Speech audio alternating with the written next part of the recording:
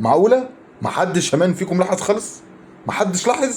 واللي هياخد بقى باله اكتر اللي بيتعامل مع اجانب، اللي بيعرف اجانب، اللي حواليه اجانب، اللي شغله مع اجانب، ان بقى في اجانب كتير بتيجي مصر بيقرروا ان هم ينقلوا لمصر. ما بتكلمش طبعا على اخواتنا السوريين ولا السودانيين ولا الفلسطينيين، لا بكلمك على اجانب، اجانب امريكان كنديان يوروبينيان، الناس دي. ولو انت فعلا من الناس اللي في الدوائر دي هتكتشف ان الناس دي بتطلع لك كتير على الفور يو بيج في التيك توك. واكتر حاجه بتبقى مضحكه في الحوار وهم منبهرين احنا بناكل ايه وبنشرب ايه وحياتنا ازاي عامله وبنسهر لحد بالليل الساعه كام.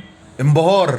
حتى شفت الحوار بتاع العيش البلدي اللي لما راح امريكا فايرال ده؟ احنا بقى عندنا في مصر في عيش بلدي كتير.